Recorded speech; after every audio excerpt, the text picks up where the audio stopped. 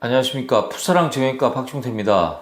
제가 최근에 하고 있는 피로골절 시리즈의 하나로 이번 시간에는 발 뒤꿈치와 발 중간을 이어주는 아주 중요한 키스톤 뼈인 추상골의 피로골절에 대해서 말씀드리겠습니다.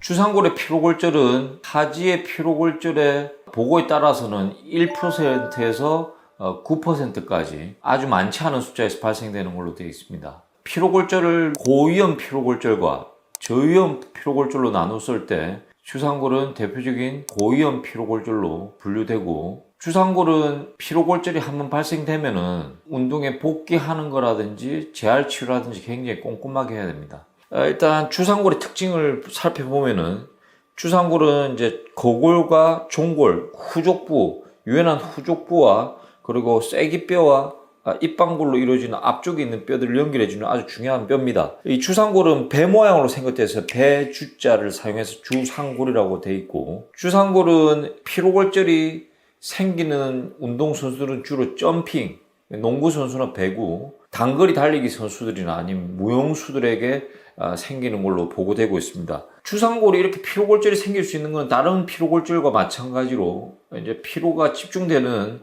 중요한 뼈이기도 하고, 다른 기타 이제 제5 중족골의 기저부에 생기는 피로골절과 마찬가지로 혈액순환이 취약한 부분이 있습니다. 주로 이제 위에서 봤을 때 3등분을 했을 때 중간에 3분의 1 지역이 혈액순환이 취약하기 때문에 추상골 피로골절의 대부분을 차지한다 이렇게 보시면 됩니다. 추상골의 피로골절은 사실 병원에 오시는 이유가 이제 운동할 때 아프거나 운동 이후에 무겁게 아픈 경우가 있는데, 너무 못 뛰겠다, 못 걷겠다가 초기 증상은 아닙니다. 그래서 사실은 놓치는 경우가 굉장히 많고, 그리고 증상이 발목이 아프다는 경우도 있고 발등이 아프다는 경우도 있습니다.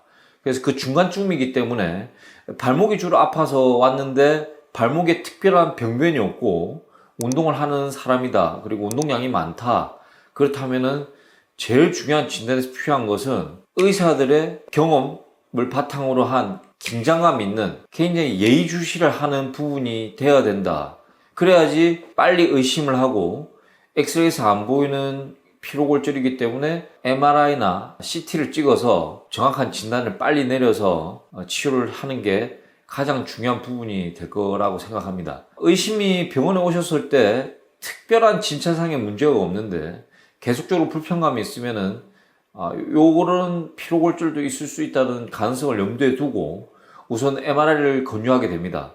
CT가 비용도 저렴하고 빨리 촬영이 가능하지만 CT는 놓치는 경우가 없진 않습니다. 순서가 이제 CT를 찍고 또 MRI를 찍어야 되는데 환자분들이 그러면 납득을 못하는 경우가 있고, 그래서 일단 MRI를 찍어서 확실하게 골절이 있다 없다를 구분하고 난 다음, 골절이 있을 때 골절선의 범위와 그리고 어긋난 정도를 정확하게 알려면은 추가적인 치료 결정을 위해서 CT 촬영을 하게 됩니다. CT 촬영을 한 결과 MRI를 바탕으로 봤을 때 아주 완벽하게 골절이 안 됐다, 그러니까 발등에서 발바닥까지 완벽한 골절선이 연결되지 않은 불안정 골절일 경우에는 아주 다행스럽게 빨리 발견하는 경우가 될 것이고, 그런 경우는 수술하지 않고 치료를 하게 됩니다. 치료하는 방법은 통기부수, 그러니까 안 움직이게 하고 체중 부하를 하지 않는 목발 보행을 합니다. 최소 6주 정도를 저는 권유하고 있고요.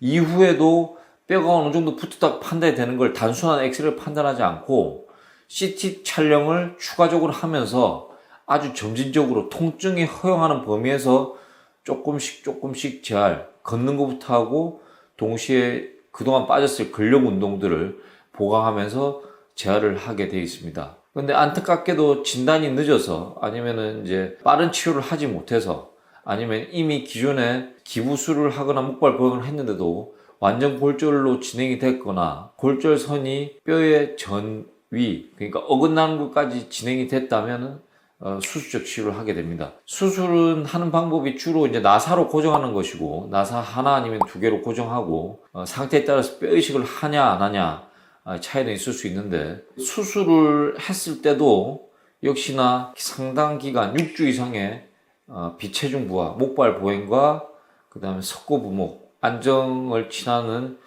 부목 고정이 필요한 아주 위험한 골절이라고 생각하시면 됩니다. 최근에 어떤 연구에서는 불안정 골절이라도 나사로 빠른 고정을 하고 빨리 운동이 복귀 가능했다는 보고가 있으나 아주 케이스가 작았고 어떤 골절에서 수술했다는 보고가 구체적으로 제시되지 않았기 때문에 아직은 불안정 골절일 때는 수술하지 않고 하는 게 조금 더 결과가 좋은 것 같습니다. 저는 좀 안타깝게도 이제 나사로 고정하고 난 다음에 운동을 하는 분들이 이 주상골이 굉장히 작고 단단합니다. 나사를 고정하는 과정에 나사가 부러지는 경우도 있었습니다. 그래서 수술을 하게 되더라도 굉장히 신중하게 그 다음에 하기 전에 보호자분들과 꼼꼼하게 상의를 해서 수술을 반드시 결정하기를 권유드리는 바입니다.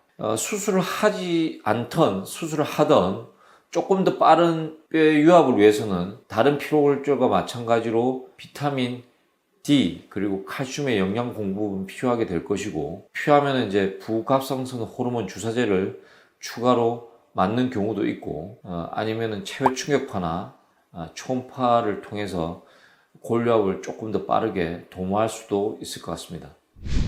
이번 시간에는 피로골절 중에 고위험 피로골절에 속하는 추상골의 피로골절에 대해서 설명드렸습니다. 제가 쭉 보면은 추상골의 피로골절은 제일 중요한 것이 의사들의 약간 주의력, 빠른 의심, 그리고 가감한 MRI 촬영을 통해서 빠른 진단을 하는 것이라 생각합니다. 운동량이 많은 운동선수나 무용수 분들이 뭔가 해도 빨리 낫지 않고 답답하고 발등 아니면 발목 쪽이 좀 사투리로 좀 무리하게 아프거나 좀 무겁게 아프다.